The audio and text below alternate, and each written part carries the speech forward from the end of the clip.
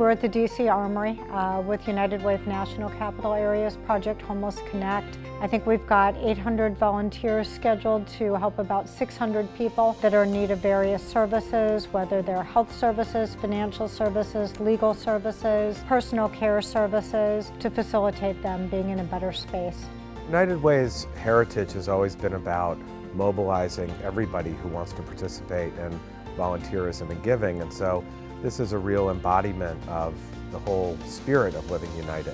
Project Homeless Connect, what we love about it, it's an exciting day because you have hundreds and hundreds of our neighbors in need, but also equally hundreds and hundreds of volunteers offering of services to people who are either at risk of or experiencing homelessness. And it's an opportunity for those who are in need to be able to come and access services that range from vital services, vital records, to medical screenings, to other resources like clothing, and of course follow-up care as well.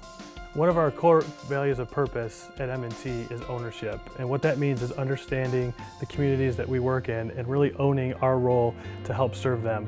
We believe when our communities succeed, we all succeed. It could take months, even years, for some of these individuals to get access to all these services, and having it together in one place with all aspects of what their needs might be is so important. And for me personally, financial literacy, education, counseling, mentorship, those are really critical things to help individuals rise above their circumstances. We traditionally have to make certain that at Your United Way, we fight the myths. It really isn't what we perhaps have been thought it was, but it really is changing. And now the face of homelessness could literally be any of our neighbors, any of our friends, and any of our colleagues. Being at an event like this, you get to meet lots of people, and you get to meet people that are homeless, you get to meet people that are interested in solving the problem, and you realize how alike everybody is, and how much, what a fine line there is between having a bad break and becoming homeless and having trouble getting out of it.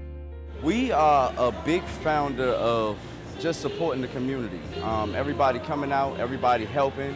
We try to bring as many barbers as we can to actually cut hair. Whatever we can do to give back and show up, and the best way that we can give back is by, helping people look good so they can feel good, and by doing that, we do services. The clinic is here to support veterans and their families, and that's any veteran, doesn't matter how they were discharged, time of service.